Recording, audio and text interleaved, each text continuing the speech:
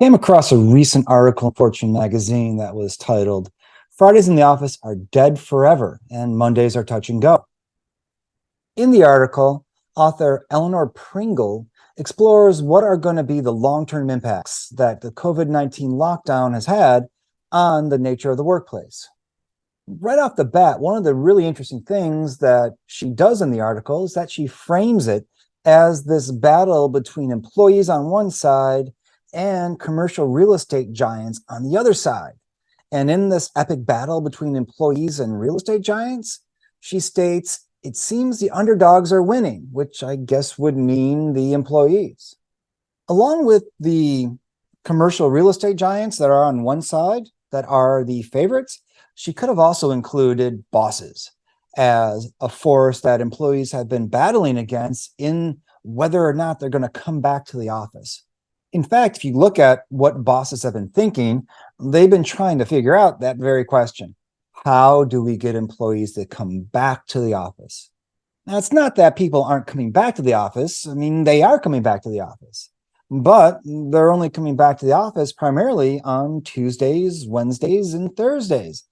No one wants to go to the office on Friday. It's probably not surprising. Who wants to go to work on Friday at the office when you can work from home? And so Fridays at the office are a bridge too far for a lot of employees. As these bosses, as these managers try to figure out how to get people back to the office, it highlights one fundamental truth. It's really hard to take away rights and benefits from somebody once they've had the opportunity to enjoy them. The pandemic, the lockdown changed a whole lot of stuff, a whole lot of things. As an educator, I know that firsthand from teaching online all the time during the lockdown. And one of the areas that it changed fundamentally is our relationship with not only work, but with the physical workplace and how work gets done, whether we do it in person at the office or we can do it remotely wherever we want to sit down and do the work. And now that that genie is out of the bottle, that we don't necessarily always have to go into the workplace, it's really hard, as with all genies, to put genie back in the bottle. I don't think you understand how really important this is. I want you to get back in there. Now, come on, stop playing around. Please. Jeannie, look.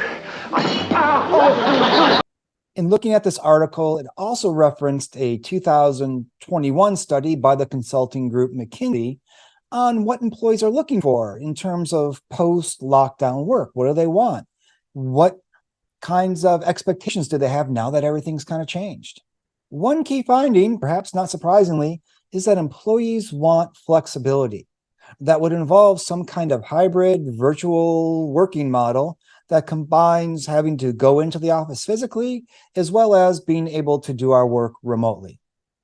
In fact, looking at that study, more than half of the workers would like to work from home for at least, you guessed it, 3 days a week.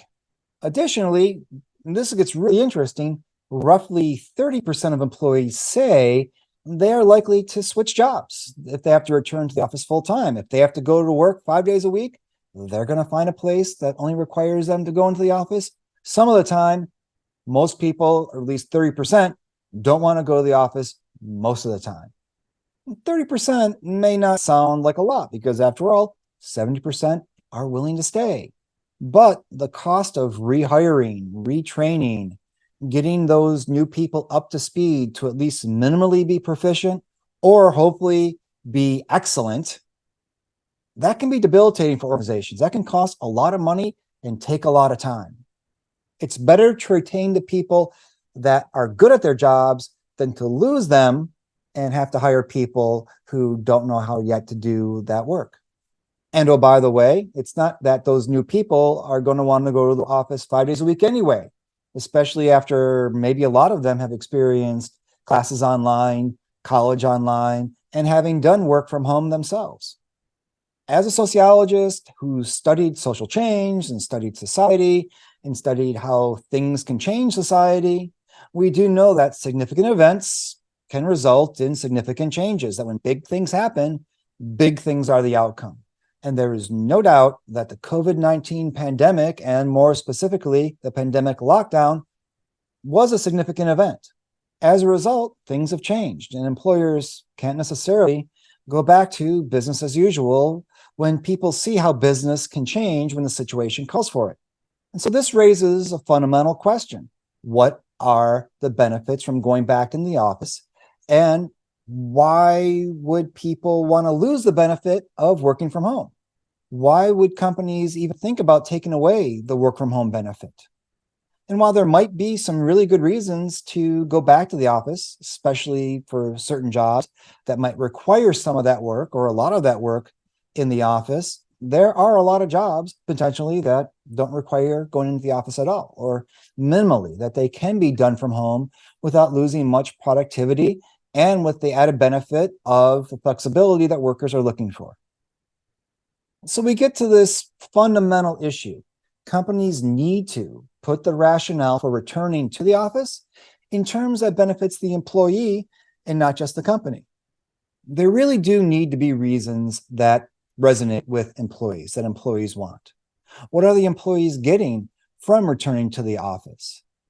What are they getting that outweighs the hassles of having to drive in, of having to commute, of the cost of commuting, the time of commuting, of having to put children in summer camps or daycare, or whatever other issues that people are facing? Some managers have taken the approach that you need to come into the office because I said so, because we require it. And if you don't come in, you're going to be fired. But part of making the workplace a better place is shifting from having people do things because they have to, and to do them because they want to, that there's a good reason for them to do it, and it's a reason that they themselves buy into. There are always going to be things that we don't want to do. Daddy, no! What? I don't want to go to school! It's not a big deal. And there are always going to be things at our jobs that we'd rather not have to deal with. And so I'm not saying that we shouldn't do things that we have to do. We only do things that we want to do. For instance, I make students do assignments that they may not want to do, but the assignments I give them hopefully have some benefit for them. I'm not giving them assignments for my benefit because it means I have to grade them. I don't like grading. It means that I give them these assignments because I think it will help them understand the material, which I think they need to learn for certain reasons. So the assignments aren't for me and for my benefit, it's for them and their benefit. I need to do a better job of telling them why it will benefit them and why it's a good thing. And so companies have to tell employees why it's better for them to come into the office. What are the benefits to them in terms of their job, their work, their development, their enjoyment, their relationships, or some other set of factors? And it has to be a really convincing argument if they're going to be losing that benefit that they've come to enjoy, which is working from home. When I talk to clients, when I talk to students about this concept of employee experience or employee centricity, I emphasize that we really want to listen to the voice of the employee. What is it that they want? What is it that they think? What are they looking for? And it's that information that needs to be front and center in all of our decision-making processes. If we want to be employee-centric, if we want to have a better employee experience, we have to keep the voice of the employee in mind. In terms of listening to employees or potential employees, what are things that would get you back to the office? What are you looking for in terms of benefits from being in the office? What would make you have to commute from where you live to where you work and to deal with whatever challenges that and costs that that process represents? Why would you even want to be in the office in the first place? Make sure you provide your thoughts and your comments and what drives you to be at a place that you want to be in the office. In ending, it's really important that employers remember the famous words, "That's my only real motivation, is not to be hassled. That and the fear of losing my job. But you know, Bob, that'll only make someone work just hard enough not to get fired."